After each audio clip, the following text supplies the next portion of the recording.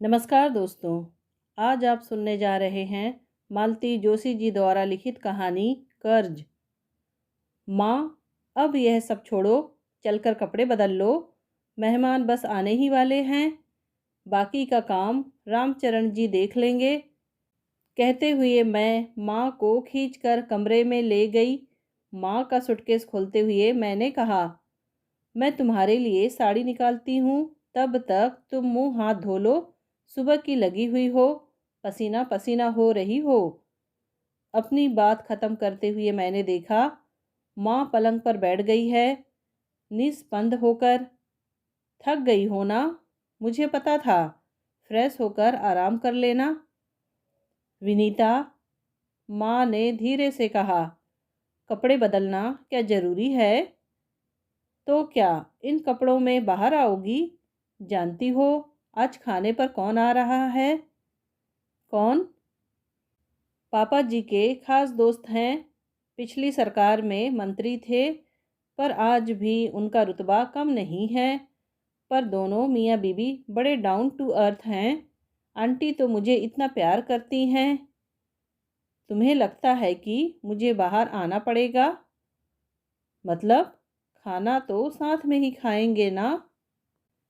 ऐसा मत सोचना कि मैं लगाई बुझाई कर रही हूँ। पर तुम लोग 2-3 दिन नहीं थे तो मेरा खाना कमरे में ही आ जाता था, चाय और नाश्ता भी। क्या बात करती हो? सच कह रही हूँ। रामचरण कहता था, साहब लोगों का कोई टाइम टेबल नहीं है। अम्मा जी, आप तो समय से खा लिया करो। अब इतनी अक्ल तो मुझ में भी है कि यह बात वो अपने मन से तो नहीं कहता होगा। मन से कहा होता भी तो कभी तो कोई पूछता कि बहन जी, आपका खाना हो गया। सुनकर मैं तो सन्न रह गई। माँ को कमरे में छोड़कर बाहर चली आई। देखा, मम्मी जी मुस्तैदी से टेबल लगवा रही थी। बड़ी सी मेज पर केवल 6 प्लेटें थी। अंकल आंटी, मम्मी पापा और हम दोनों के लिए। दुख भी हुआ और गुस्सा भी आया। माँ का अनुमान सही था।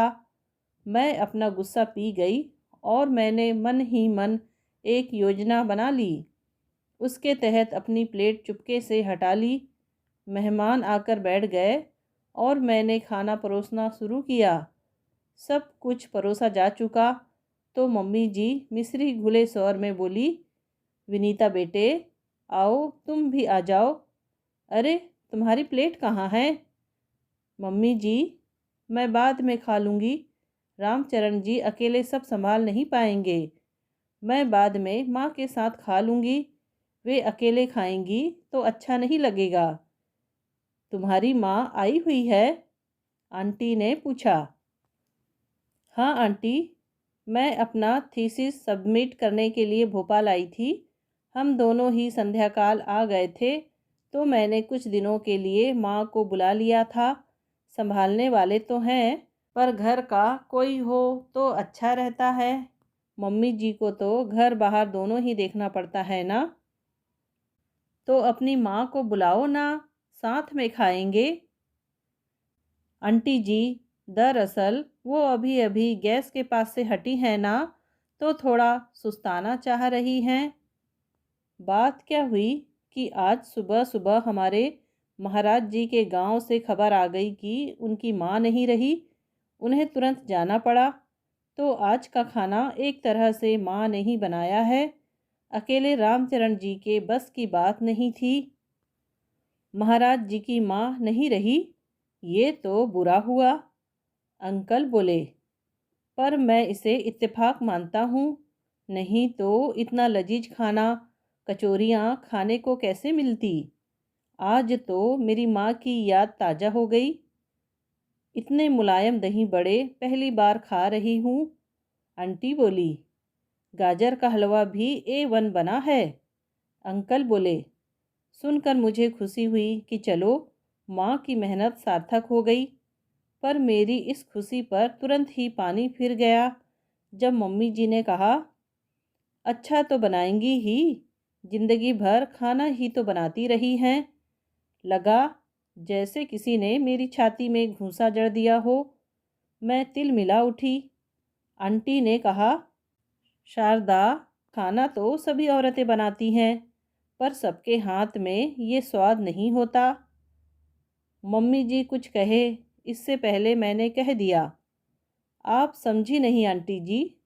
मम्मी जी के कहने का मतलब यह था कि माँ जिंदगी भर टिफ़िन सेंटर चलाती रही हैं, एक्सपर्ट तो होंगी ही। Tiffin centre? आंटी ने पूछा। हाँ आंटी जी, हम लोग बहुत छोटे थे जब हमारे पापा नहीं रहे।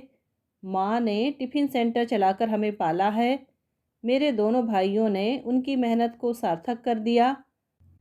बड़े भाई डॉक्टर हैं और छोटे भाई फिजिक्स के प्रोफेसर हैं। एक मैं ही फिसड्डी रह गई, सिर्फ एमए।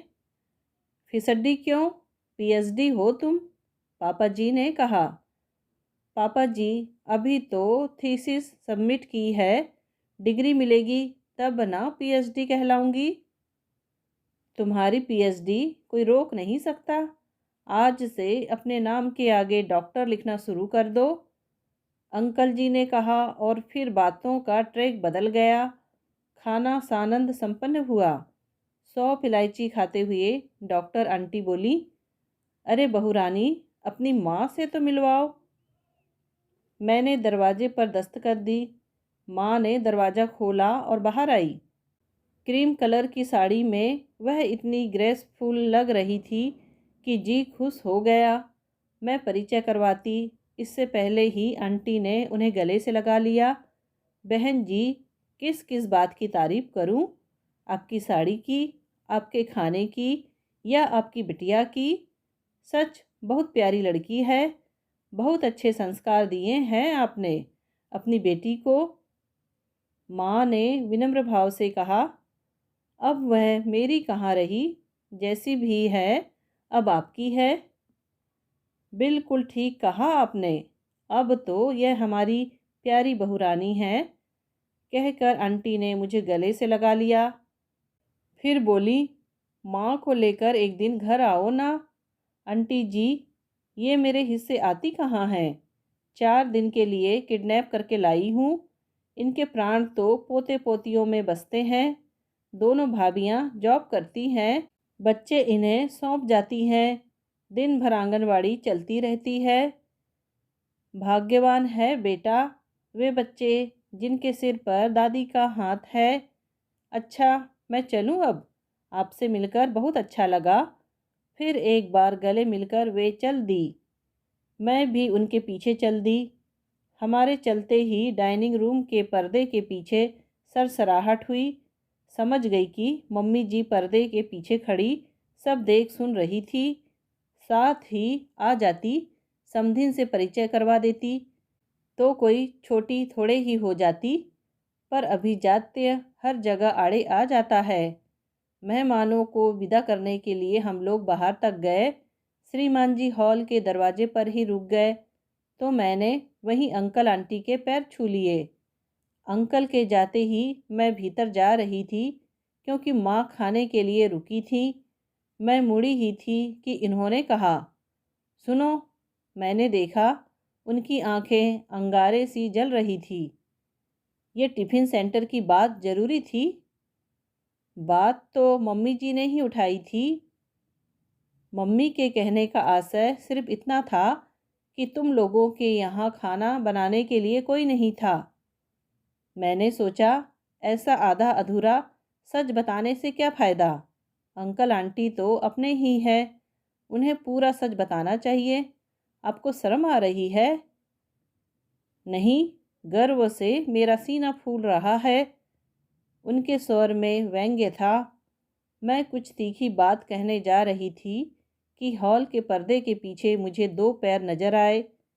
मम्मी जी शायद मेहमानों को विदा कर लौट आई है। पापा जी रोज की तरह खाने के बाद बगीचे में चहलकदमी कर रहे होंगे। मम्मी जी दरवाजे पर रुक गई थी, जिसका मतलब साफ जाहिर था कि वे हमारी बातें सुनना चाहती थी। उन्हें सुनाने की गरज से मैंने उनके बेटे से कहा, एक बात कहूँ, हम आपके दरवाजे नहीं आए थे। इतने बड़े घर की ओर झांकने की भी हमारी औकात नहीं थी। प्रस्ताव आपकी ओर से आया था। पापा जी हमारे कॉलेज में गेस्ट बनकर आए थे।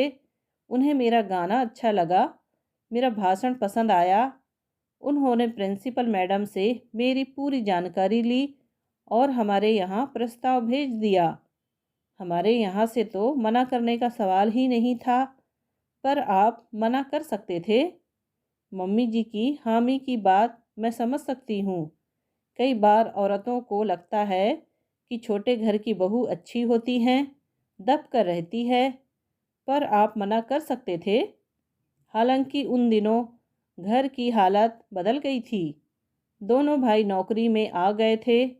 माँ ने अपना काम बंद कर दिया था, पर इस सत्य को तो झुटलाया नहीं जा सकता था ना कि माँ कभी टिफ़िन सेंटर चलाती थी। हमने सत्य छिपाने की कोशिश भी नहीं की।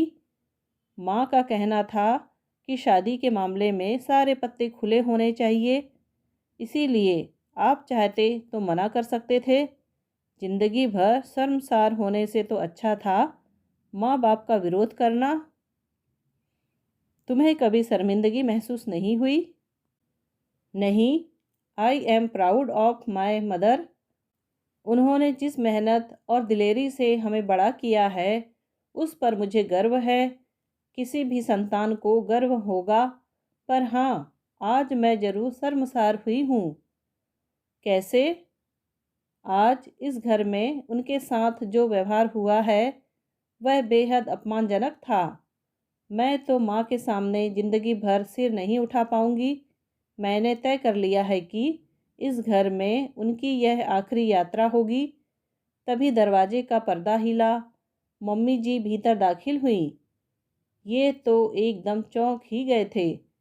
मम्मी जी ने हमारी ओर देखा, शायद कुछ कहने को थी कि मेरे बगावती तेवर देखकर उन्होंने अपना विचार बदल दिया और चुपचाप अपने कमरे की ओर चली गई। मैं खुश थी, मेरी बात सही जगह पड़ गई थी। मुझे लग रहा था मैंने माँ के पसीने का कर्ज अदा कर दिया है। दोस्तों, कहानी सुनने के लिए आपका धन्यवाद। कहानी पसंद आई हो तो प्लीज़ लाइक, शेयर और सब्सक्राइब ज़रूर कीजिए।